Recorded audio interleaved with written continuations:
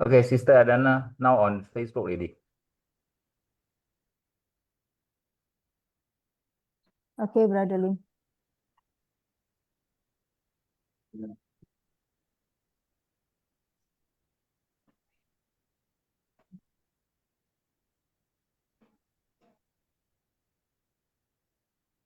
Good evening, Bhante and all Kalyana Mita. Namo Buddhaya and Sukhi Hontu. I'm Aliana and welcome to Ti-Ratana Vihara Friday Sutta discussion by Bhante Dr. Ganggo Dawila Chandima. Today is the day 173 of this series of Sutta discussion, which is the first class of Dakkhiṇāvibhaṅga Sutta. Tonight with topic the introduction. The Sutta discussion series is sponsored by Ti-Ratana Vihara Amapadana, and Dakkhiṇāvibhaṅga Sutta is the 17th Sutta that has been chosen by Bhante Chandima for this Sutta discussion series. If you have missed the previous classes, please check on Ti-Ratana Vihara Amapadana YouTube channel for previous videos. Newcomers are always welcome, so please share about this class with others. And whoever that wish to join the class via Zoom where we can engage directly with Bhante can contact the Vihara administrator for further information. Friday's discussion is always broadcast live on Ti-Ratana Vihara Facebook channel on every Friday evening from 8:30 till 10 p.m. Kuala Lumpur time. Now let me introduce to you about our speaker, Bhante Dr. Ganggo Dawila Chandima, who was a professor of Buddhist philosophy in the Department of Philosophy at Ateneo de Manila University, Philippines. His recent peer-reviewed article, Socrates and Early Buddhist Medical Ethics, Foundation of Moral Reasoning in the Care of the Body and Mind, 2005, was published in Buddhi, a journal of ideas and culture of Ateneo de Manila University. Bhante also presented his latest research at the annual meeting of the American Academy of Religion, or AAR, in Boston, USA, in a paper titled Custodian Without Ordination, the Guardian Nunce Tradition and Monastic Succession in 17th Century Sri Lanka. Bhante is also the senior advisor to Patisota, a virtual Dharma organization that hosts a weekly online Pali reading class, Sutta discussion, Dharma talks, and a variety of other Dharma activities. His Dharma works can be accessed at www.patisota.blogspot.com, and we also can follow Bhante at Patisota Facebook account. Without further ado, we welcome once again Bhante, and as always, thank you very much for the wonderful guidance and teaching. Sadhu, sadhu, sadhu. Thank you, Aliana, for the introduction. Good evening, Dhamma friends. Welcome back to our TRE Friday Sutta discussion. Before we get started, shall we pay respect to the Buddha? Sadhu, sadhu, sadhu. Namo tassa bhagavatu arahatu samma sambuddhassa. Namo tassa bhagavatu arahatu samma sambuddhassa. Namo tassa bhagavatu arahatu samma sambuddhassa.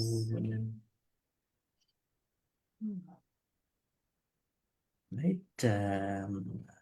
I thought time to time we are having new Dhamma friends into our Sutta discussion. So I think it would be nice for all of us to know who is coming new. So how many newcomers are there today?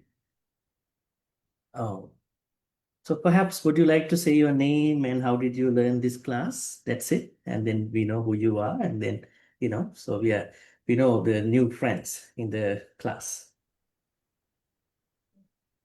I start. Yes, you can go ahead. What's your name? How did you learn this class to join? Good evening, Bhante, brothers and sisters. My name is Cheng Su Hyung. I'm from KMBS, Puchong. I stay in Banda Kendara, Puchong. And I'm happy to join in this Sutta study group and also the OPRC, the online Pali reading class. How did you know this class? I mean, Almost a day old now. yes. How did you know this class, Sister Chen? Yeah, I attend the Mudita retreat. Okay. Our last retreat. Okay, good, great. And who else? Our Sorry? newcomers. Yeah, and then yes. Hi, Bhante. My name is Lisa Koo. I'm actually now at Sri Kembangan, staying at Sri Kembangan. Yeah, I attend the Mudita meditation last week. That's how I got myself into the Bhante Sutta class. Great. And who else? Yes. Can you unmute? Please unmute and then talk. Yes. Hi, Bhante, Suki Hontu. I'm Chongchi here. I'm from Shah Alam. I got to know about this class from the Bonita retreat. Okay, great. And who else?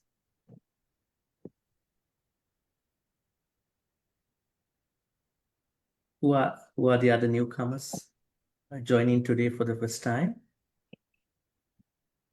Hello, Bhante. I'm Keyong. I also come to know from last week. I think same as other sister, the retreat in TRV. I also join your body reading and try. This is my first class. Also. Okay, Thank you, Bhante, and thank you all the brothers and sisters here. Thank you. yes.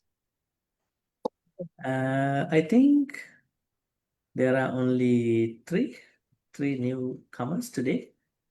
I know, I mean, I haven't asked anybody else to introduce themselves, But anyway, I know most of you, all of you for the most part. All right, so let us get started. Our Sutta discussion today. We are like 15 minutes behind the time, but we'll catch up the important aspects of today. And there's something very interesting. Today we are starting a new sutta. Just like how our new Kalyana Mitras join, we are starting a new sutta. Perhaps we are starting that for them. No, we actually finished our Nibbedika Pariyaya Sutta a few weeks ago. And we are starting this new sutta called Dakkhiṇāvibhaṅga Sutta. Okay. Dakkhiṇāvibhaṅga Sutta comes from Majjhima Nikaya. Majjhima Nikaya is 142. And I wanted to share with you that in our sutta study, we are primarily looking at the English translation while highlighting the important Pali words, right? Because if we are totally going into Pali, I think that will be a little bit difficult for some people, right? So we are looking at the English translation, but we will translate as necessary and then look at the most important aspects. All right, so I think everybody must have received the Dakkhiṇāvibhaṅga Sutta link and also today's note. Today we are going to look at why should we study Dakkhiṇāvibhaṅga Sutta. And Aliana, I think we mentioned about the day, right? Today is our Sutta discussion day 173. Okay, it's a long way, huh? We have covered so many suttas from 2022. It's been a long time. All right, so another small thing to remind you as we continue, or maybe as we come to the class, unless you are trying to talk to us, it would be nice to mute your microphone. That would be nice. So then we will not have any background noises, so we can comfortably, conveniently carry on. All right, so let's go to the sutta first. Okay.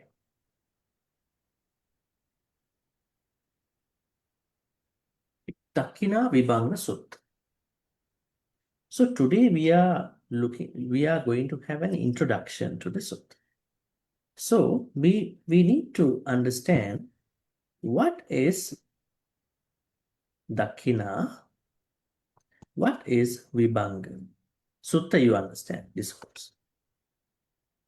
What does Dakkhiṇā mean? Offerings, Bhante. What does Vibhaṅga mean? Sutta, you understand. Analysis. Dakkhiṇā means Offerings. offering. Gifts. Yeah. It's one translation. Okay. Actually, Dakkhiṇā means south. Is a direction. What does Dakkhiṇā mean? Direction. Direction. It's a direction. So at that time, Indian people believed what is happening on the south side is good. As you know, someone who is coming from different cultural background, even you take from your Chinese culture, directions, numbers, places are mattering to some. And you are not alone. Indian culture, they have lots of what you call adherence to, or maybe clinging to their certain things, especially architecture, how they are making their houses, how they are actually arranging their doors, right? They were also quite concerned about them, right? So south, Dakkhiṇā, primary meaning of Dakkhiṇā is south. Now, Dakkhiṇā in Sanskrit is called as Dakshina. So the Sanskrit meaning of Dakshina is the same meaning that came into Pali. Actually, Dakkhiṇā has a metaphorical meaning.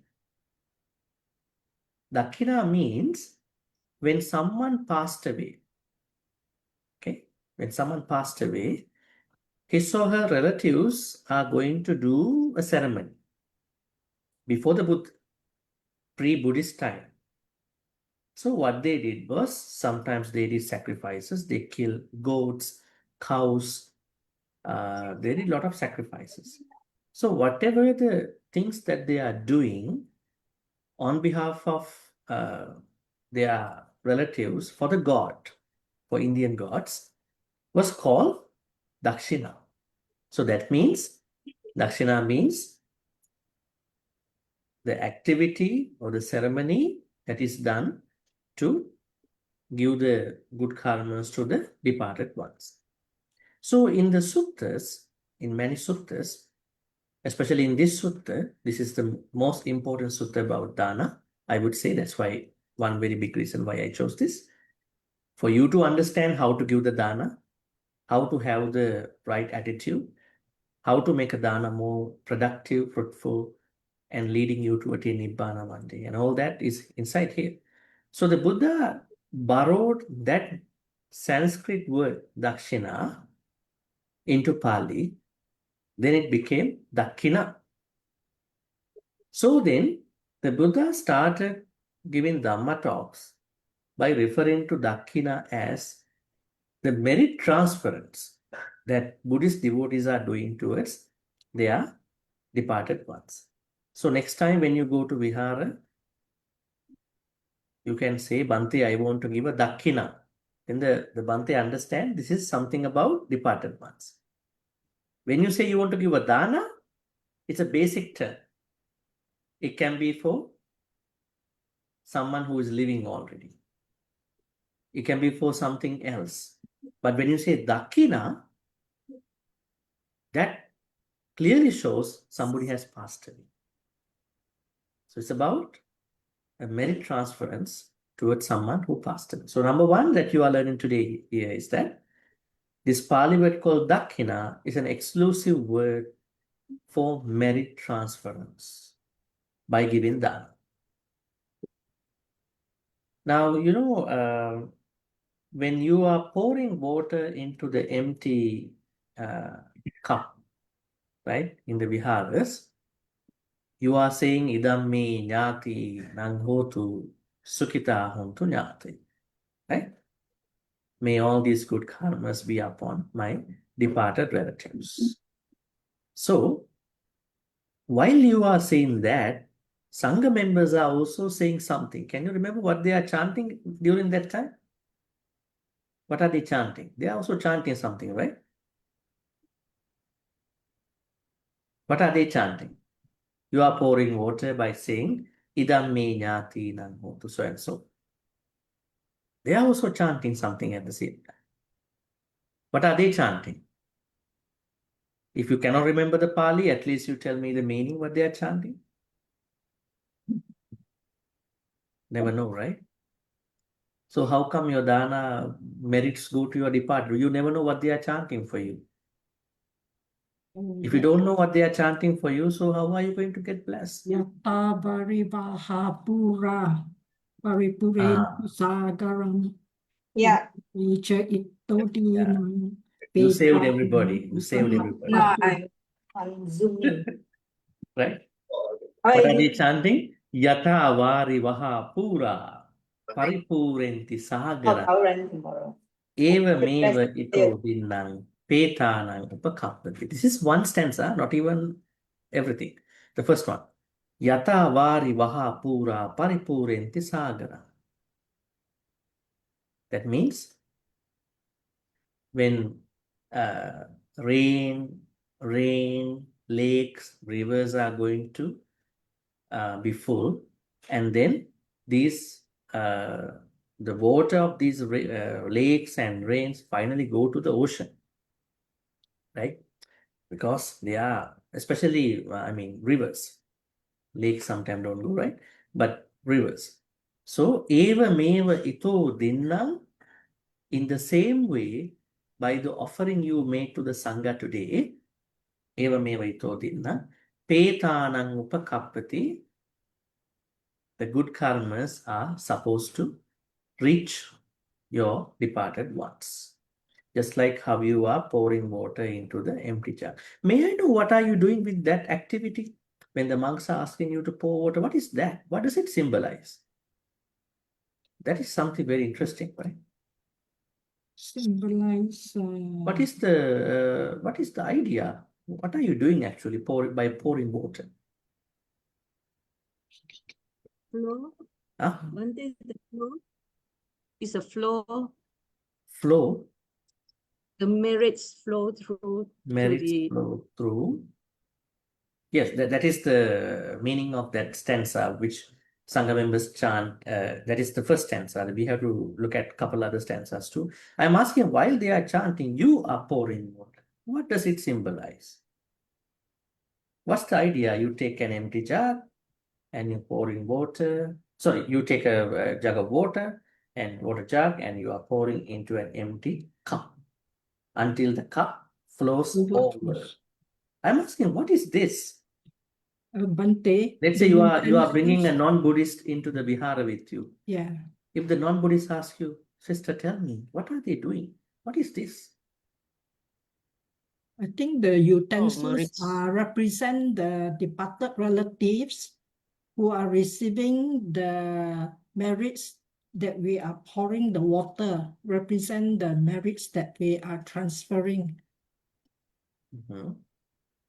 So you are saying water represents our merits. Our merits, good Yes. karma. Then the other things? The utensils are the departed relatives who are receiving and rejoicing the merits that we are transferring to them. Utensils refer to departed ones. So what do you mean by that? Is it the plate or the cup? Which part of utensils refer to the The departed? receiving cup, the pouring water into the. Is it a cup that has water already, or it is an empty cup? It is with the water. No, that is the water jug. That has water. I'm asking that empty cup that you are using to be poured. The idea is actually, where is this tradition coming from? Is it from Sri Lanka? No, Thai tradition. This is a Thai tradition. Okay, this is not a Sri Lankan tradition. Just like Jayamangala Gata. Bahung Sahasram Abhining Nita Sayudantan. Giri Mekalang Udita Gora Sasena Maranga. These are not originally given by the Buddha. They were compiled by the Thai Sangha some time ago, long time. So anyway, this idea is nice because I believe that now you've been doing, most of you been doing, but most of you may not know what you are doing. You think it's something good, right? So that's why it's important to materialize certain things that you are doing, because Buddhism is all about the mind, right? And thoughts. At least you see something physically, tangibly. So this activity represents something very interesting. Water jug symbolizes merits, good karma. And then the empty cup represents the life of the departed one or departed ones, because we never know where they went, right? We believe that they are in a good place, but who knows? Who can say that, right? So this empty cup, and then you are pouring the water into the empty cup by wishing. You have to wish, may all our good karmas be upon my departed one, just like how the water is going to flow into the empty cup, not even entering into the empty cup, but also just like how the empty cup is going to be flown over with the water. I'm giving so much good karma merits to my departed ones. That is what it represents, right? So I think you knew something that you are doing today. And then that is the first stanza that the monks are chanting, right? Yata avari vaha pura paripurenti sagaran. Just like how the river water, go to the ocean. In the same way, may all these good karmas be upon my departed ones. Then they are also chanting a few other stanzas. One stanza is Ayanchako Dakkhiṇā dinna Sanghammi suppatittita Dīgaratang hitayasa. So and so forth. Ayanchako Dakkhiṇā dinna. Sangha members clearly identify that this is a Dakkhina, not a Dana. They say, Ayanchako Dakkhiṇā dinna Sanghammi suppatittita. This Sanghammi suppatittita. This Dakkhina has been established on the Sangha members. Now, this is what I wanted to share with you, right? Dakkhina, right? Not Dana, Dakkhina. Actually, what you are doing is a Dana. But this activity that you are doing for the departed one has a special name. That is called Dakkhina.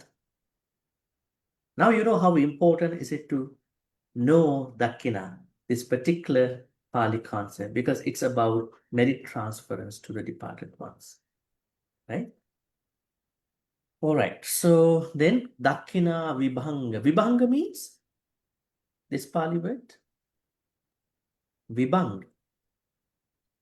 Analysis. Analysis.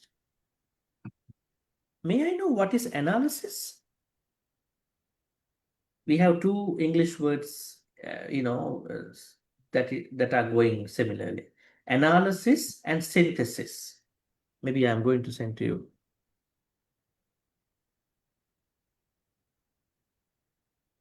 And don't think this is a philosophical class. I just want to share with you something. Analysis means, what does analysis mean? Vibhaṅga mean? That means break down Dhamma things, Dhamma concept into smaller parts, smaller units, right? Or dissect. How to break Dhamma things down into certain smaller parts? Now you know Dakkhina today, right? But you don't know how many Dakkhinas are there, right? Then we have to dissect. We have to break down into smaller concepts, right? This is called analysis, vibhanga. Then the other word is synthesis.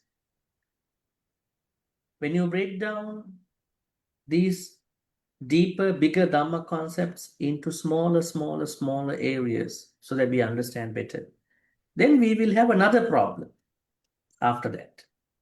What will be the other problem when we analyze so many things? What will happen to us? Then we don't know how to connect them after that, right? Sometimes you are very curious about certain gadgets. So you unscrew them, right? You want to see what is inside of these gadgets. You unscrew them. Let's say certain gadget, certain tool, object, you unscrew it. Then you don't know how to put them back. That means you don't know the synthesis. Synthesis means when you break down these bigger Dhamma concept into smaller Dhamma concept so that we all understand. At that point, the next challenge will be how to understand all the analyzed things together. So this is called synthesis. But in this Majjhima Nikaya's Vibhaṅga, Buddha has given so many Vibhaṅga suttas. What are the other Vibhaṅga suttas Buddha discuss here? Chula, Can anybody remember? Chula Vibhaṅga Sutta, Maha Chula Vibhaṅga Sutta, Maha Vibhaṅga Sutta, Mahakamma Vibhaṅga Sutta. Chula Kamma Vibhaṅga Sutta. Okay, maybe what I'm gonna do is that I would like to show something for our Dhamma friends here, because we are starting this sutta so that they will understand. Let us go to this Majjhima Nikaya work. I mean, this is the translation done by Bhikkhu Bodhi. So we'll see this book. I think this book was initially done by Bhikkhu Ñāṇamoli and then fine-tuned by Bodhi. And you can see, if you go to the contents, you can see the contents. So this Majjhima Nikaya has 152 suttas, right? Yeah, this is the last one. So now we are going to the Vibhaṅga section. This is the Vibhaṅga section, right? The division of exposition, so analysis. You can see there is Chula Kamma Vibhaṅga Sutta. Is this sutta new to all of you? We have done. No, this is a sutta we done. We done in this series. We discuss about it. But this sutta was not done by us. But we discuss a little bit. Mahakamma Vibhaṅga Sutta. One is about shorter exposition, shorter analysis. Second one is the greater, larger version. And then so many suttas, Dhatu Vibhaṅga, analysis about the elements, Satcha Vibhaṅga, analysis about the truths, and Dakkhiṇāvibhaṅga, today's one. That means the analysis of dana, in particular, Dakkhina, right? So that is how this sutta is very important to learn. Okay, let us now move on to the sutta because we need to learn the background story of this sutta.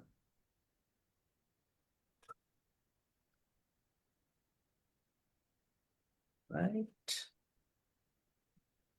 I'm going to do something like this. Dakkhiṇāvibhaṅga Sutta, you can see the translation over here. And you know, translations are not always very good. But what to do, right? We use the existing translations and we will look at a better translation sometime, right? But we depend on these translations that we see, but we will look at better translations as we go through, depending on the things. Now see this word, religious donations. This is Dakkhina was translated as religious donation. Dakkhiṇā is not a religious donation. Dakkhiṇā means the what do you call the meritorious activity done to the departed one. Someone can say religious donations, but it's better to say what do you call the meritorious activities that are done for the departed ones. Okay, let's take a look at the story, the sutta.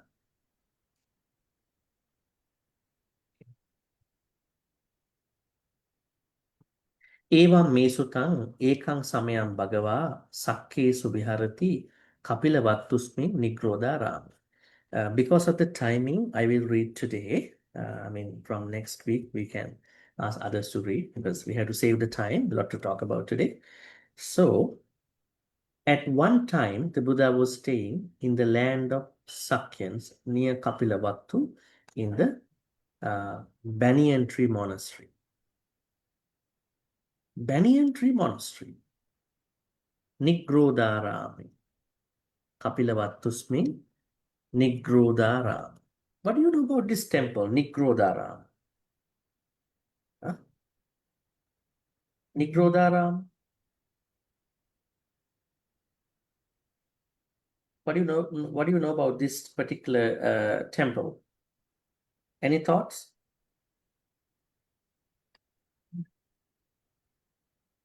Because we know a couple of temples, Jetavanarama, and then Veluvanarama, Goshitarama.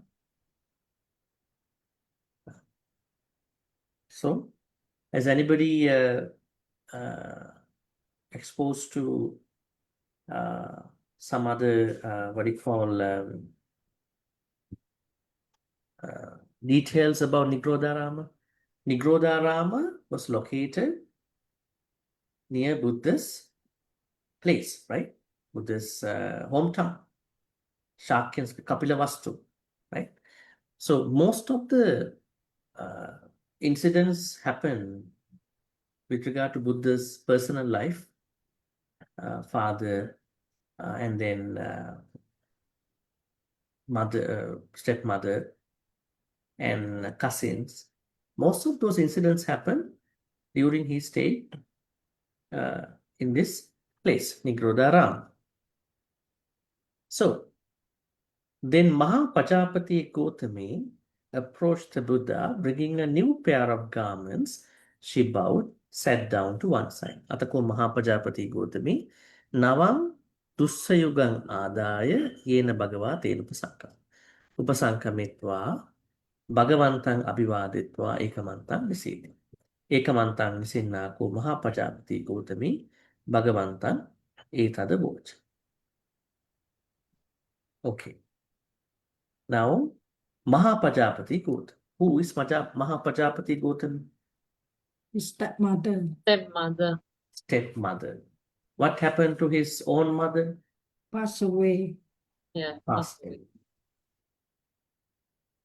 Passed away. Now there is a question. Why she passed away? She passed away. Why she passed away? He passed away because He giving birth passed. to a Buddha. Huh? Is it because giving birth to a Buddha? Then it's pretty bad, right? Just because she delivered the Buddha, she has to die. Right? Is it a good idea? No, that is not how we're going to see this. If we learn more about how the Bodhisattva was reborn, actually, it is said when the Bodhisattva was staying in the Tusita heaven, he concerns about 5 things before he is going to be reborn in Jambudeep. What are they? Kala, Deepa, Desa, Kula. Not Mata, that means Janani Ayu, mother's lifetime. Number 1, every Bodhisattva, just before the Bodhisattva is going to become the Buddha, last life, they must be reborn in the heaven called Tusita. So normally this Tusita heaven is exclusive for the Bodhisattvas compared to other heavens. Chatu Maharajika, Yama, Tavatinsa, Nimmanrati, Paramita Vasana. So when a bodhisattva is living there, just like our next Buddha, right? Our next Buddha is Maitreya Buddha, right? Yes. It said that he is now in the, where is he now? Tusita In heaven. the Tusita heaven. Now, Ah. now the records say he is now in the Tusita heaven.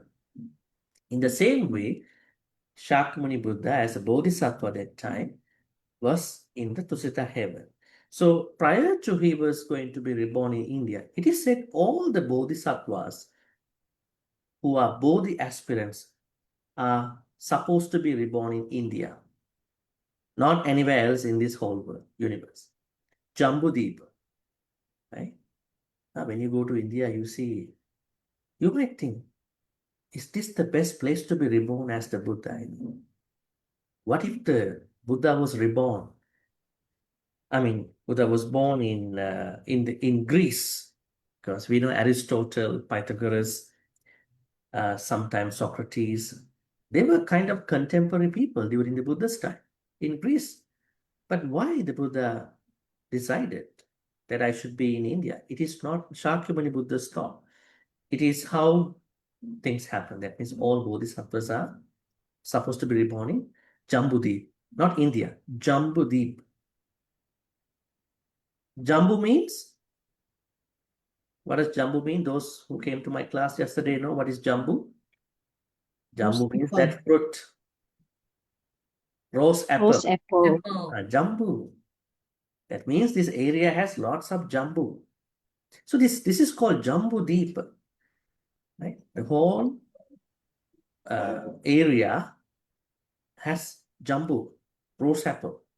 So then, in order for a bodhisattva to be reborn in his last life, he must concern about 5 things. Number 1, time. Time is very important. What if a Buddha is going to be reborn now? It won't happen. Now, this is not a good time for a Buddha. Right? Definitely, this is not a good time. Then, Buddhas are looking for a better time. How he can explain the Dhamma. Thereby, people can be enlightened. And the second, Deepa. Deepa means? Island. Continent. Yeah, Continent. place. We can Place. say place. Mm. Jambudeep. Kaladeepa. Kaladeepa. Desa. Desa means a particular area of that country. Right? And Kula. Kula means? Time. Kula is family. Family lineage. Yeah. Nowadays they say caste. Caste or family lineage. Because if the bodhisattva is going to be reborn in a very lower caste, many people will reject him. Because how come we are going to learn something from someone who is born into a lower caste? I mean, as Buddhists, we don't embrace this caste. But if you are going to be reborn in India in that way, they really mind about the caste. So he's looking at which caste? Katya. Katya means the kings, royal families are having Katya caste.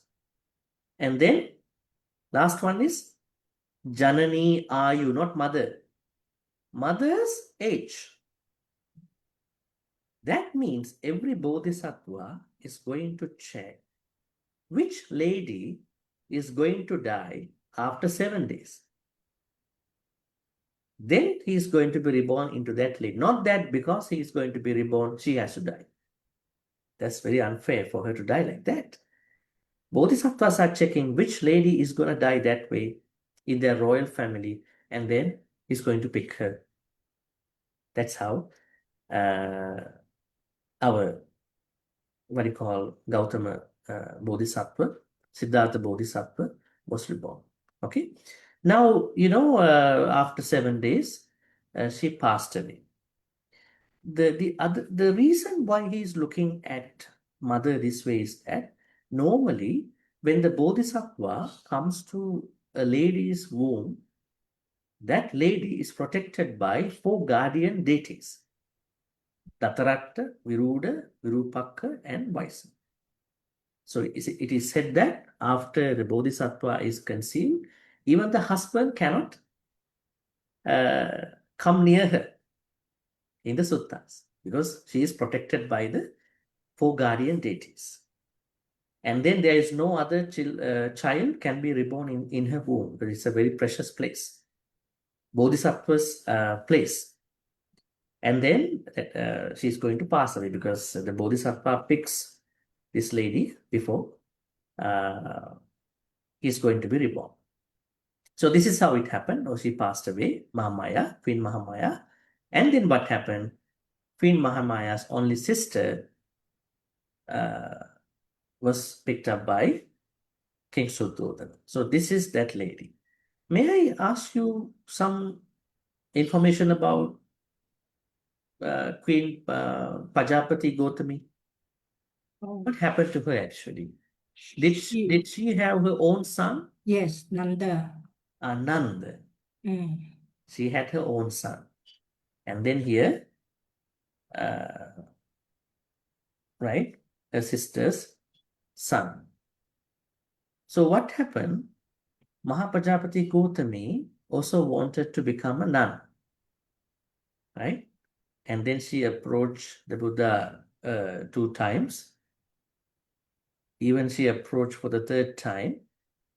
Actually, for the 2nd time, the Buddha turned down the request.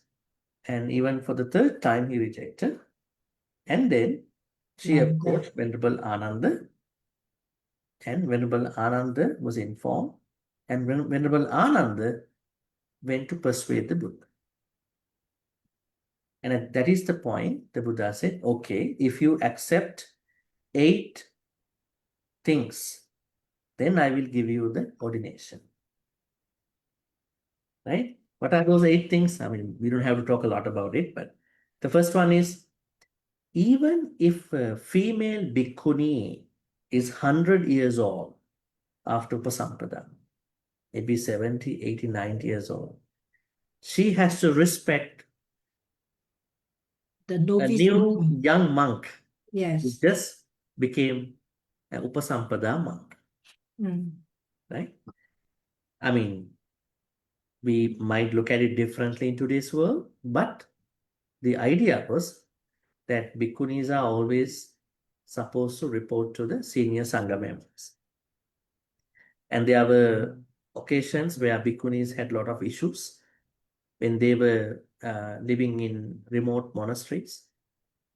There were abuses happened, and some bhikkhunis were raped.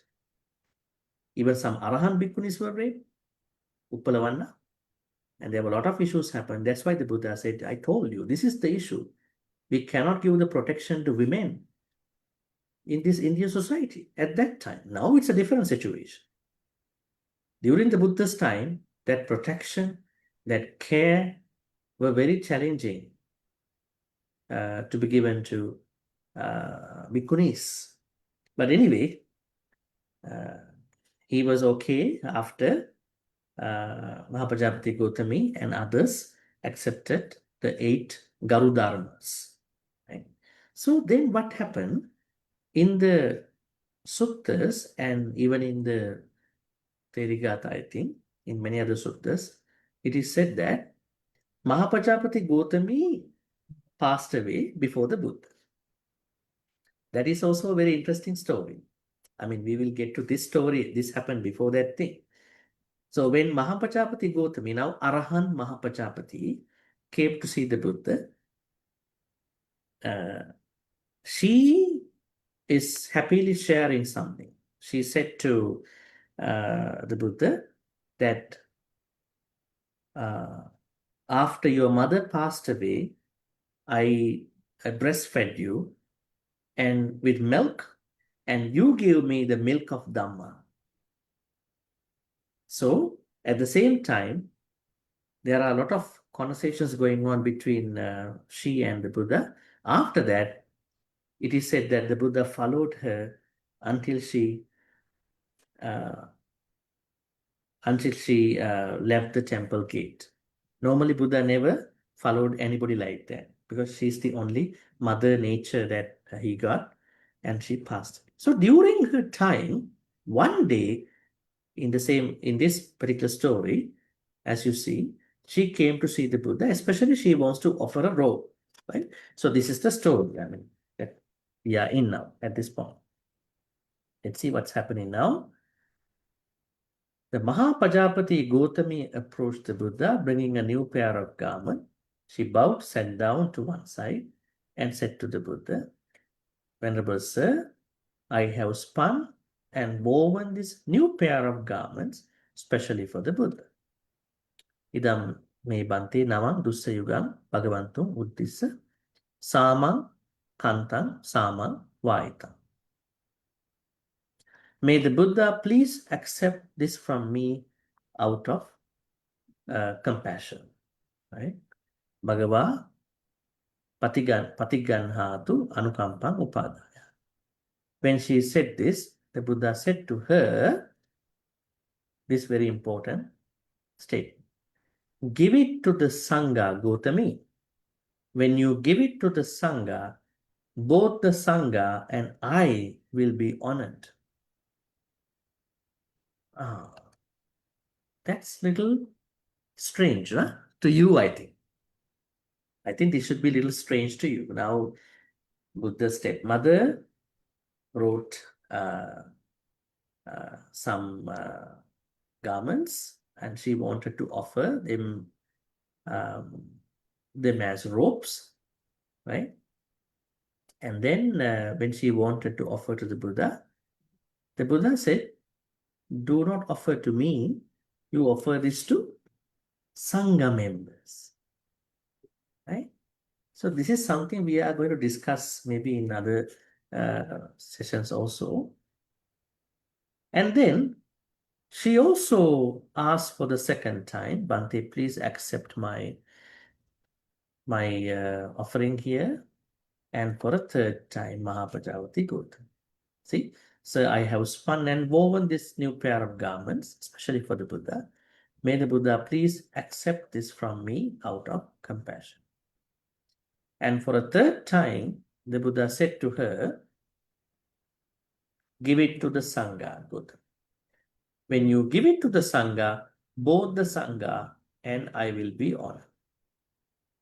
Okay, there's something very interesting now. Now the Buddha says to his stepmother, when you offer something to Sangha members, then I will also be part of that offering. Then may I ask you, why are you doing a different separate Buddha puja? When you go to Vihara, why they do a separate puja? Buddha said, when you give to Sangha members, he is also part of it. Why are you doing so? Why are you making, what you do? Where you bring everything to Vihara, and what do you do normally? You take every small amount of every cup or every dish and then place on a very special tray, and you bring it to the shrine hall and you offer it. Right? Are you doing that? Yes, to the You are doing that. past, present, Now, and when the Buddha was living alive, when not even a normal person, when his stepmother even comes to see him to offer something, Buddha says, don't offer to me, offer to Sangha members. Then I am also a part of that donation, that offering. Do you see something little strange here? Buddha is the Buddha is considered as a Sangha community. That is why we have to learn different types of dana here. I think there are 14 types of danas, dakhinas here, that we have to study in other days, right? So that means in the Dhamma sense, when you offer dana to Sangha members, that offering has Buddha Puja itself. Okay? But why we are doing it separately? Sometimes, if this is the truth, we feel it is not that much respectful for us, right? We want to show more respect to the Buddha. So what are we doing? I mean, after you learn this sutta, you understand, yes, we don't have to, but we do it because Buddha is a special person. That's why we do it separately. Otherwise, in the Dhamma sense, Buddha is part of the Sangha members, right? You cannot separate the Buddha from Sangha members, right? Actually, when you go to Sri Lanka or some other country, they are very scared to eat the Buddha Puja. Do you eat Buddha Puja? Yes. It's happily saying you eat the puja. If you say in Sri Lanka, they will, why are you eating the Buddha puja? Give it to an animal. They are very scared. Actually, there is a Mahayana idea in a Mahayana Sutra that if you eat Buddha puja, you become a python. Not to make you very upset about it. If you eat Buddha's things that you are offering to the Buddha, that is not nice. I mean, in Sri Lanka, this is the idea. But actually, when you offer the first portion of your dana to the Buddha like that, I think it is not nice to throw away those food because there are so many people dying every day without food, right? How many people are suffering from hunger? They're starving to death, right? It is not that we are waiting to eat what we offer. And the other thing is that when you offer, let's say you go to Mahayana temple, these Mahayana temples don't encourage you to offer cooked food, right? They ask you to offer raw things, right? Maybe rice, maybe apples. But in Theravada tradition, especially Sri Lanka tradition, they ask you to cook them, cut them into slices. So somebody must eat them after that, right? Even you can't keep it in the vihara so long. Some ants also can come there and eat, right? So anyway, we should not waste food. But we are not offering to eat it. Let's say you are offering food into those tiny cups and thinking, okay, in 10 minutes I go to Vihara, shrine hall, I bring it, I am going to eat all that. That's not nice, right? Somebody has to eat it. Maybe we are giving to someone. Maybe we are giving to an animal. We are giving to someone who really needs it, right? So I'm trying to tell you is that the Buddha did not encourage that devotees should give something separately to him. That's what we are learning here. When you offer your dana, everything to Sangha members, Buddha is also part of that Sangha fellowship. That is what we have to learn. Yes, Sumita, you have something to ask? Yes, Bhante, I want to clarify. Normally, we are told that when we offer, is the thought. It's not the physical food that we want to offer to Buddha to eat. No, it's the gratitude, it's his qualities. So remember him, respect. So we honor with the offerings. And then the offering also refers to past, present, and future. Well, if you read suttas and the Buddhist culture, you will see that you can have an idea like that, but people are offering things. If you are not offering that way, why are you going to recite stanzas? You are saying, I am going to offer water, adivase tuno bhante, paniyam parikappitam. What else you are saying? Andukapam upadaya. Yes, you are saying you are specifying. I am now offering water. Now I am offering fruits. Now I am offering dishes. Then why are you saying that? Yes, objects matter, right? I mean, you are offering objects depending on your affordability and the situation. Now, what I'm trying to say is that not about what people are doing at the moment. I'm trying to say if you go to the suttas, especially this most important sutta about dana, Dakkhiṇāvibhaṅga Sutta. Buddha himself tells his mother, you don't have to give it to me. Actually, why Buddha is saying this to his mother? Because Buddha wants Arahan Mahapajapati to create more good karma or better karma. Actually, Arahan Pajapati doesn't need karma. She's an Arahan. But even though she's not creating good karma like that, but the Buddha wants her to understand the weight of the karma that she's doing. If you want to make it to the highest weight of the karma, you need to do that way. You need to offer that way. So the Buddha told her, Pajapati, please bring this to Sangha members. Please offer this to Sangha members. Actually, Buddha's disciples also did the same thing, other way around. Remember, Arahan Moggallana went to a house, the house of Maccharya Kosya. He's a very stingy man. He told his wife, I want to eat some poopas, roti, but we have to cook it, make them in the 7th floor. Because if we are making it in the 1st floor, people will come and ask. Guests will come to our house. When guests come to our house, we have to share the thing. So let's go to the 7th floor. Anyway, finally, Arahan Mahamoggallana persuade the Brahmin, the banker, Maccharya Kosya, and Maccharya Kosya wanted to offer all the poopas, all the sweet cakes, or maybe roti to him. He said, no, I'm not going to accept this. You need to bring this to Sangha, to the Vihara, Buddha and all the other monks together. So the idea now is not just the Buddha himself, not just the Sangha members themselves, Buddha Sangha members together as a community. That means Sangha community means Buddha inclusive. So Sangha community has Buddha as a part of it. You cannot separate the Buddha from the Sangha community. But don't be misunderstood with the Ti-Ratana, okay? Ti-Ratana, Buddha Dhamma Sangha, that's a different interpretation. That's a different teaching. Buddha Dhamma Sangha.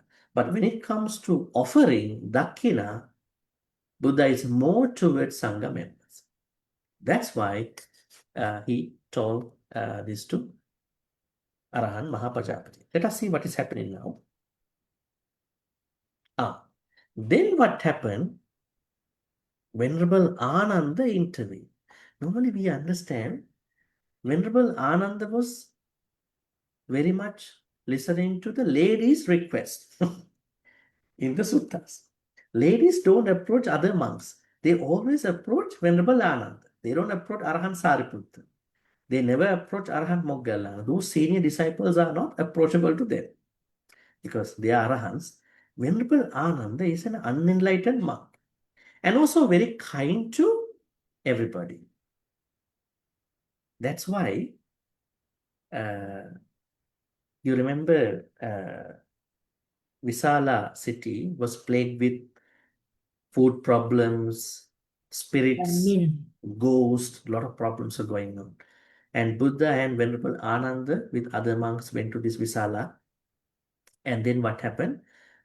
First, Buddha told Ratana Sutta to Venerable Ananda and then asked Venerable Ananda, you now go and chant Ratana Sutta by sprinkling water. Right? Then Venerable Ananda was asking something from the spirits of Deva in a very pathetic way. How he asked in that pathetic way?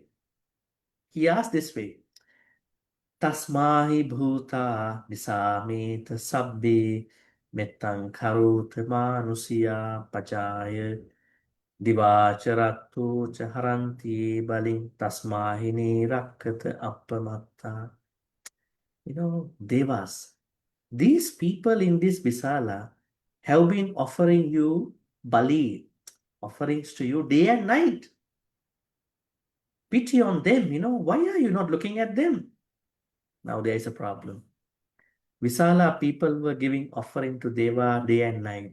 But why Deva did not look at them? I think you will also have this problem sometimes. I've been offering every time to Devas, house Devas and everybody, but my prayers are not still that much answered. Is it because I pray wrongly? You might think that way, right? Perhaps these people in the Visala, why they are going through food problems, pandemic issues, then spirits are attacking them all the time and people die, then spirits are eating their bodies. But these people are good people. Why are you not going to pity on these people? Why? Venerable Ananda is a very kind person. That's why he's always tasked the activity of approaching the, what do you call, difficult people. Ladies, in many stories, in the Buddha's, stories, mostly approach Venerable Ananda. And here, of course, he might have been next to the Buddha because he was the attendant. Then Venerable Ananda wanted to persuade the Buddha. Okay. So then how did Venerable Ananda persuade the Buddha to accept the robes given by Mahapajapati Gautama? When he said this, Venerable Ananda said to the Buddha, "So please accept the new pair of garments from Mahapajapati Gautama." So Mahapajapati was very helpful to the Buddha, to you. As your aunt, she raised you, nurtured you, gave him her milk. Right? She's not a normal devotee. She's your stepmother. You have to. Actually, what is Venerable Ananda trying to tell the Buddha? What is he trying to say? He's trying to say to the Buddha, can you give a special treatment to this lady?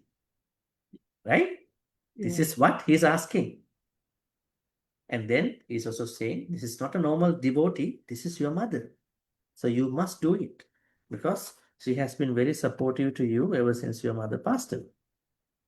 When the Buddha's birth mother, Mahamaya, passed away, she nurtured. That means Mahapajapati Gautami, this lady, nurtured you at her own breast. See? Bhagavantang Janitya Kalankataya Tanyang Pais. She breastfed you. So, and the Buddha has been very helpful to Mahapajapati. I mean, now we know the story because now the story has come to a level where Pajapati was given the ordination. That's what we know at this point. And this part, it's due to the Buddha, owing to the Buddha, that Mahapajapati has gone for refuge to the Buddha, Dhamma, and Sangha. It's because of the Buddha, Arahan Mahapajapati went for refuge to the Buddha, Dhamma, Sangha. What does it mean? How to be a Buddhist? This is what becoming a Buddhist. Are you a Buddhist already? Yes. How did you become a Buddhist? Taking refuge. Five Take- precepts. Taking refuge. The five precepts. Before 5%, Going there's for something you refuge. must have done to become a Buddhist. The refuge of the people. You have to go. Buddhang saranang gacchami. You have to go Go for for refuge in 3 ways. You have to go to the Buddha, Dhamma, Sangha as your refuge. This is called Tisarana. sarana. Activity must be done. When you went for Buddha, Dhamma, Sangha as your refuge, when you declare that you need the Buddha, you need the Dhamma, Sangha for your refuge, you become an upasaka. If you are a male, you become an upasaka. If you are a female, you become an upasika. This is the entry point. So how many of you have gone to Buddha, Dhamma, Sangha already? Yes. Yes. Yes, It looks like some. Not all yet. of us. Huh? Yes. All of you us must have gone. Huh? Yes. Yes. All of us. You become a little bit very much concerned about it, huh? And think, am I still a Buddhist or not? So only when you go for Buddha, Dhamma, Sangha as refuge, Buddha Saranang Gacchami, Dhamma Saranang Gacchami, Sangha Saranang Gacchami, Dutiyampi, Tatiyampi. Then you become a Upasaka, male devotee. And if you are a female, Upasika. Then what is necessary after that? Must take precepts. Five precepts. Right? This is the process. Now, what we know here is that Venerable Ananda is further persuading the Buddha. He said, it is because of the Buddha that Arahan Mahapajapati could go for refuge to the Buddha Dhamma Sangha. Without you, she could have never gone to refuge. That means she would have been a non-upasika, right, at that point. And then it is owing to the Buddha, due to the Buddha, that she refrained from killing living creatures, no panatipata, stealing, no adinadana, committing sexual misconduct, no kamasumichachara, no musavada, no suramere majjhima datta. That's why she was able to refrain from, or she was able to take 5 precepts. And then Venerable Ananda is further persuading the Buddha. It's due to the Buddha that she has experiential confidence in the Buddha Dhamma Sangha and has the ethics loved by the noble ones. We have, this is very interesting. Avecchappasadena samannagata buddhi. Dhamme avecchappasadena samannagata. Sanghe avecchappasadena samannagata. Aryakantehi silehi samannagata. This means Saddha, right? Yes. Saddha. Now, it's very important to learn something here. Our Saddha, what is our Saddha? Saddha means unshakable trust about the Buddha, Dhamma, Sangha. Yeah. Is your trust unshakable about the Buddha, Dhamma, Sangha?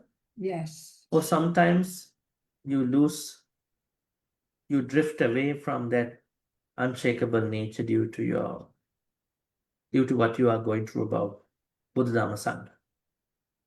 It's unwavering. It has to be unwavering. Normally, when you say you have an unwavering trust, you must have become a Sotapanna. Oh, Otherwise, you cannot claim that you have the unwavering trust. Because unwavering means no changing. That trust is not changing. If anybody say anything, you are very much into the Buddha and Dhamma. Normally, people mess up with Sangha. Why is it? Why is it that some people, they are sometimes they are making mistakes with regard to continuing their, stable Saddha with regard to Sangha members? Because they think Sangha members are those people that they see in their temples, in their other activities. Actually, the true Sangha members are those Sangha members who have already started their Dhamma path to become a Sotapanna. And yes. those of them who already became Sotapanna. Sotapannas who are going to practice to become a Sakadaga and Sakadaga. And Sakadagami who is going to become an Anagami and already Anagami people. Anagamis who are going to practice to become an Arahant and Arahant people. So there are 4 pairs, 8 people. Yadidang chattari purisa yugani atta purisa puggala. This is what we say. Supatipanna. Yadidang chattari purisa yugani. 4 pairs of people. And then 8 individuals. Now, these are the real sanghas. Okay? So our trust should go to these sangha members. Now, when you hear certain things from social media, internet, from news about different sangha members, don't try to lose your saddha, because if you lose your saddha, Who is having the damage? Are they having the damage or are you having the damage for your saddha? Self. Huh? Ourself. You are damaging your saddha. Yes. It is not good for you. Maybe you have to start over at that point. It's a tough thing to start over, right? So you have to think that whatever happens, regardless of what I see everywhere, even if someone complains to me about anything, I understand it separately from my unwavering trust about the Sangha members in the path. You don't need to criticize any Sangha members. You just understand it. That's it. Right? If everything is changing, who is not changing? If everything is volatile, fluid in this whole universe, what is not changing? Even our saddha is also changing, but we have to change it in a wholesome way. Now here we understand, when you are a sotapanna, your saddha is stable. But even before you become a sotapanna, at least you know that I should not let my saddha be changed due to not being able to understand what's happening, right? So this is interesting to know that, Arahan Mahapajapati went to this kind of saddha because of the Buddha. Yes, Sumita, you have anything to say? Yeah, Bhante, just now we were talking about the unwavering trust. That means no changing of the saddha. So may I know the Gotrabu, change of lineage, what does it actually mean, Gotrabu? Gotrabu means when you come to the enlightenment, you are not anymore a putajjana. Oh. Now many are putajjana, right? Wordlings, right? Practicing. So once you attain sotapatti, then you are leaving the putujjana nature. Oh, okay. Thank you. You are not anymore a putujjana, wordling. Who is putujjana? Always changing people, right? Now say something, tomorrow say something else, day after tomorrow something else. They cannot stay very stable. But they want to be stable, right? They are changing, but they don't want to change. They want to look for the stability. Now, in today's world, people are looking for money. Why? Money has stability for many. They want to keep that stability, right? If they have a stable job, if they have a stable relationship, right? If they have a stable environment to live nicely, they are happy, right? But it is not always happening. There are conditions, causes and conditions. That's why putujjanas are always changing. So when someone is changing right away, don't be upset, don't be mad. Why? That is the nature of putujjana. Okay? But when you become a sotapanna, you are literally technically becoming not a putujjana anymore. You are becoming a gotrabu. You are changing the lineage of your putujjana. That is off topic here. Anyways, I'm trying to say Arahan Mahapajapati could go to Buddha Dhamma Sangha due to Buddha. That's how she had a saddha. Bhagavantang Bhante Agama. See here. It is due to the Buddha that she is free of doubt regarding dukkha, dukkha's origin, second truth, what you call samudaya, dukkha samudaya, cessation, nirodha, and magga. It is because of the Buddha that she could dispel her doubts about Four Noble Truths. Then what does the Buddha say? The Buddha has been very helpful to Mahapajapati. We are not going to continue from that point onwards today, but now we're going back. Now, see how Venerable Ananda was explaining to the Buddha. First, he said, Bhante, please pity on your mother, right?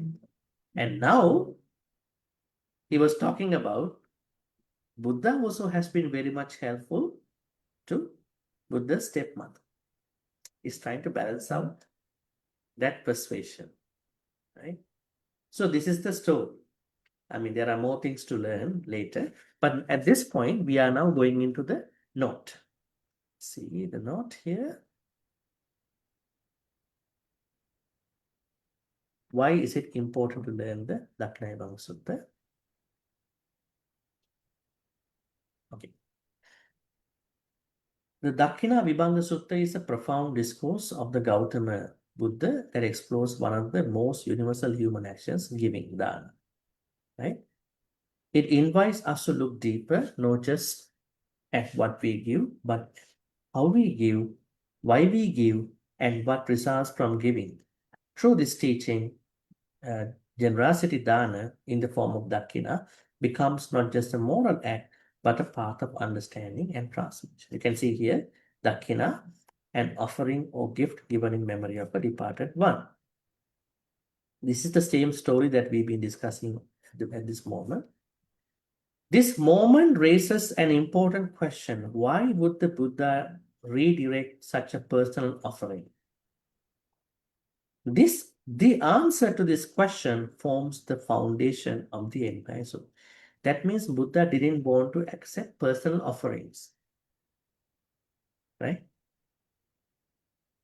Buddha wanted to give the offering to the Sangha members, not to take it as a personal offering. Why is it? Because Buddha wanted Pajapati Gotami to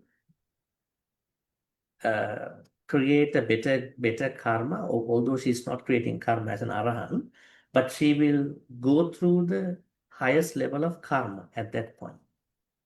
And then analysis of giving, you can read most of the things here. The role of recipient, we will be picking up this part next week. And then it is also talking about how to give the dana in the proper way, how to let go of the clinging towards dana. This part is very interesting. What we will explore in this sutta, different types of offerings under the Dakkhiṇā. The distinction between giving to individuals and to the Sangha. The different results of giving. The purification of generosity. How to purify my dana activity as a Dakkhiṇā. The role of intention in shaping merits, karma. Okay. Dakkhiṇāvibhaṅga Sutta shows that even a simple act such as offering a robe can become a doorway to profound insight. Right? When generosity dana in the form of Dakkhiṇā is guided by understanding, it becomes more than an act of kindness, and so on and so forth. As we begin this study, we are invited to reflect on our own giving, what motivates us and how we give, and what we hope to cultivate through our actions. So overall, this Dakkhiṇāvibhaṅga Sutta teaches us how to recognize personal offerings versus Sangha offerings, and who are the recipients of dana, how to do a better dana in the form of Dakkhiṇā. So much to discuss. We are going to pick up the next session about repayments. It's a very interesting topic. In Buddhism, we know that Buddha has told in many suttas that sometimes we cannot repay things, people who have done things to us, I mean good things. So Buddha is talking about how and when repayment is not going to work in the Dhamma way, right? And then we are moving on to the 14 types of dana and all that. I think because of the timing, I would like to recap today that the reason why we picked this sutta is to know how to do a better dana in the form of Dakkhiṇā. It's very important. And also how to figure out different dana activities, how to figure out different recipients of dana. All that have been given in this sutta itself. All right, so now because of the timing, we will have a few minutes of Q&A. If you have any questions, please raise your virtual hand. and I will be able to answer your questions.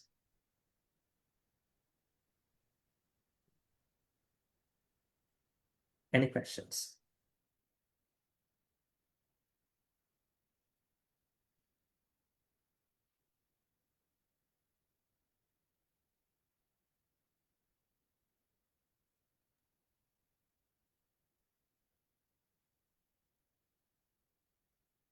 Okay, so we have Joshua and Hema. Yes, Joshua, what's your question? Yeah, Bhante, just want to check with Bhante because regarding I'm not sure whether I read from where, because they say when we give dana, right, we need to constantly remind ourselves of the law of karma. How after we give the dana and then in the next life we will have a so-called good resultant, good effect. Because if we don't do it, and then that means we have no wisdom. I think it's some we do not, when we reborn, right, we do not have this so-called wisdom root, is it? So we constantly need to reflect. Am I right? Karma has to be taught not in that way. Let me tell you. I mean, because at the end of this sutta, Buddha talks about 4 types of dana. Okay, in that, Buddha clearly defines what kind of attitude we must have towards karma. Yes, we have to think about the karma. Actually, when we are going to think about karma, we are not supposed to think about what can I get out of this dana? May I be reborn in a better place? May I have XYZ things? No. What is supposed to think about by the donor, by the person who is giving dana, during, before, after, is that I am doing a good karma, and good karma is creating good results. I don't want to know what good results are going to be created after that. Just to tell oneself, this is a good karma, this is a dana activity only. Because Nice. if someone is going to think too much, overthink about it, actually what happens is people overthink. When they are wrongly given some teachings, you must make a wish like that, then people don't know what to wish. They go back to what they could not get in this life right away. And they are overthinking about it. Finally, their dana will end with a certain kind of lobha, I'm very clinched to my dana activity, right? So it is not going to be a chaga and dakkhiṇā at that point.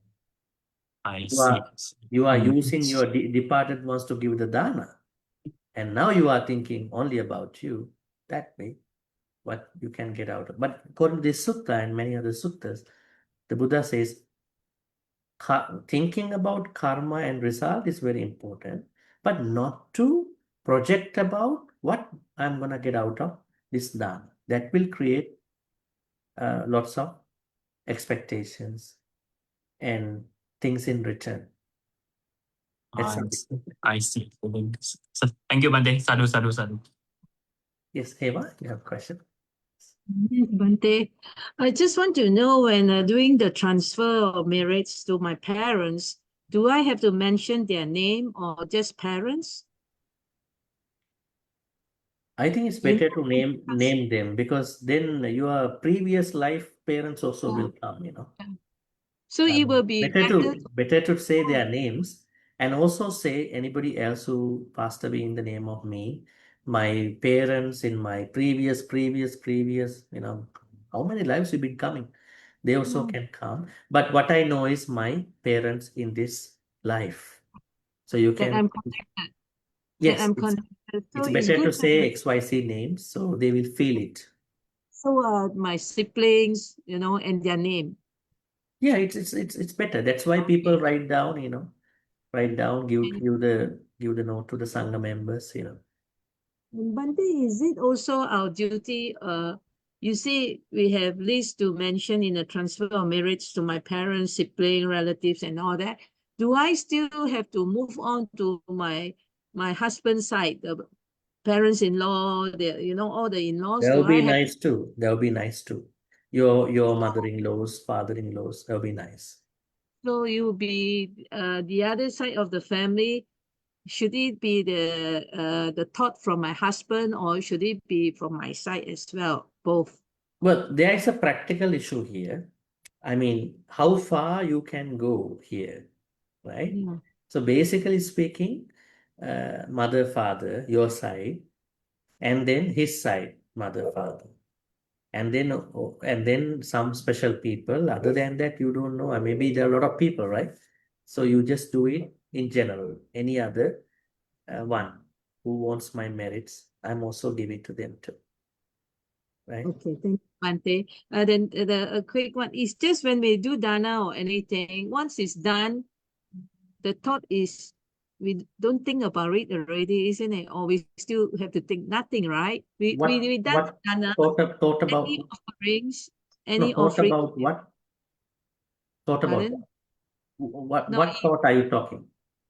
if I do any danas, any danas or any good things I've done, once been performed, I don't think about it. So, or should I think about it or shouldn't? I don't think about Once, I mean, when you say thought after dana, Yeah. right? I think we have to clarify that. What is the Yeah. thought that you are talking about? I think the thought means many people think I did something for me, my family, my people, right? This is what many people think. Actually, I think we will discuss that because at the end of this sutta, Buddha talks about it. But I just give you a heads up. The Buddha says, once you, before, during, after, you have a lot of thoughts coming and going, right? Not one thought. Now, the other day, one student here told something not good. I mean, with regard to what that person went through. I mean, gave a dana, and later on came up with expensive groceries, and then that thought is going to replace the previous thoughts. Because why those thoughts are coming? Those thoughts are coming now. You are preparing for a dana only during the time you are good, but after the dana time, some people have not trained that dana mind. Then opposite of the dana thoughts keep coming at that point. Then you are going to pinpoint things like that. So that's why this dana thought has to be cultivated at all times, not even during the dana time. So the better way you want to understand is that when you say thought, the thought is only joy, dana joy. Today, I offer dana to Sangha members or whoever, even other people. I'm very happy about it, right? Because I'm happy during, before now, I have less lobha thoughts about it. I have less hatred thoughts about it. I have less moha thoughts about it. So I'm very happy. I'm very joyful. This is the only thought you have to carry.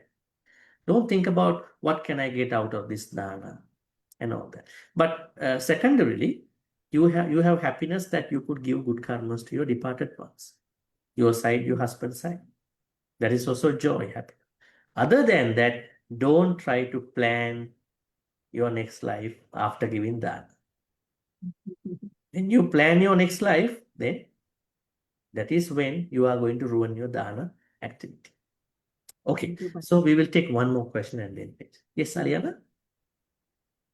But during transferring merits, when we mention the names of the departed one, can we visualize their face or how? Is it all right, Bhante? I think when we think about our departed ones, we automatically visualize. I think it comes to us automatically, right? Mother, father, and whoever other people. But what is more important is not their visualization because they have already gone. They cannot stay in that same form. They are petas now if they can receive our good karmas. Actually, if you learn Tirokuta Sutta, the sutta where we know all this information about hungry ghosts, we see that they simply need good karmas. So, I mean, it is not very necessary to visualize them because what you need to visualize is your good karma only. Otherwise, when you visualize them, you feel more pity on them and sadness might come. You become more emotional. That I think that would not be good at that point, right? The more we visualize, the more we go back to their memories at that point. So then you cannot keep your dana thoughts, metta thoughts, panya thoughts. Well, I know that it is automatic to have visualization, but don't try to push you to visualize it much. So many questions. Yes, Polly? Sukihotu Bhante, thank you. Yes. Bhante, but just curious, Buddha in all his wisdom, why in the sutta it has to be shown that Ananda has to remind him of the deeds, the good deeds, or the exchange of good deeds between the two of them? I'm just curious. Not Venerable Ananda had to remind him. The Yeah. Ananda is the go-between here when he understands as a Putujjana monk that it's better to persuade the Buddha. Actually, sometimes the persuasion didn't work. Sometimes it worked. This is one of the places that it worked out. There are some times he asked, but he didn't. Now, you think about when the Buddha said, I would pass away in 3 months, he kept requesting, please don't pass away. He said, no, I already told Mara about it, right? So that way, I think it is the nature of the attendant monk to persuade the Buddha. I mean, sometimes we also do that, right? I mean, a lot of people tell someone, but we also try, let's put a word on this person. Maybe he or she might change the words, thoughts, right? But overall, Venerable Ananda is the kindest monk during the Buddha's time. That's why the Buddha always told other monks, when you chant suttas, paritta, you must chant like Venerable Ananda. Yes, to all the monks and nuns. When you chant any sutta, chant like Venerable Ananda, because he has the kindest heart when he chants. So this is what is. One more question. Yes, I think we will finish from here. Yes, Melly? Sorry, Bhante, quick question. Yes. Bhante, when we do the transference of merits, is it right that we should have the overflow of happiness also from our heart, that we must rejoice in the merits that we have just partake, like giving dana or doing something good? So that state of mind, we also must rejoice and be happy. And it's just not like thinking of our relatives alone. Well, when you say overflowing with happiness, I understand this could be a moment that you are too happy, right? So Not necessarily too happy, Bhante, but just the heart so open, the mind yeah. also. So wisdom must also arise with that happiness. So the thing is that you have to look at how to create wisdom through that activity. That means looking at how the Sangha members had the food and all that, how I could give good karmas to my departed one. That part is the most important part in dana. And you finish the dana, you think about it, and you are happy. But if you are going to be happy during that activity, you may not be able to be wise that way. You become emotional on one side, or you become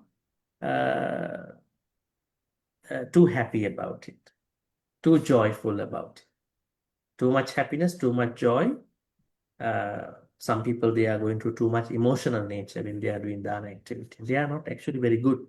They are, I mean, they are not bad, but they are stopping you in being wise during the activity after. Okay.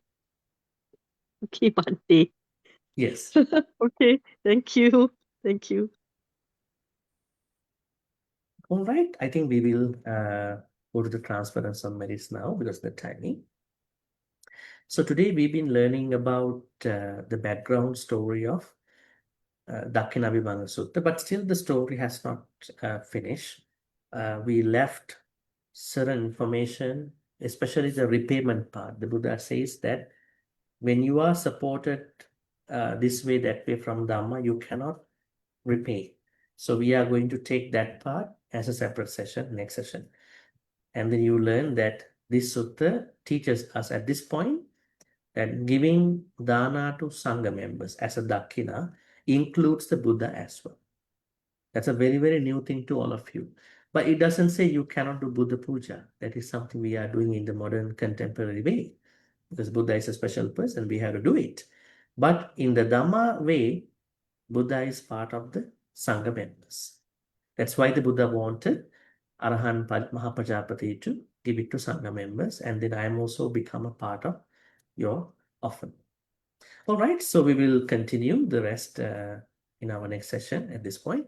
So let us now think about our departed ones and Devanaga Mahitika. So may Devanaga Mahitika, and at the same time, departed ones receive all these good karmas. May they be well and happy. May they attain the supreme bliss of Nibbana. Sadhu, sadhu, sadhu. Idam me ñāti nang hotu, sukita hontu ñātayo. Idam me ñāti nang hotu, sukita hontu ñātayo. Idam me ñāti nang hotu, sukita hontu ñātayo. Next is Deva. May Deva, Naga, Mahindika receive all these good karmas. May they be well and happy. May they protect and bless all of us for good health, quality of life, prosperity, safety, and happiness. May Devanaga Mahindika also finally attain supreme bliss of Nibbana. Sadhu, sadhu, sadhu.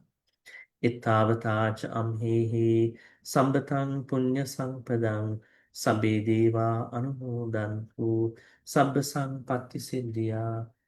Ittavatacha amhehi sambatang punya sampadang sabbe bhuta anumodantu sabba sampatti siddhya. Ittavatacha amhehi sambatang punya sampadang sabbe satta anumodantu sabba sampatti siddhya. Akasattha ca bhummattha devanaga mahindika punyantang anumoditva chirang rakhantu sasanam.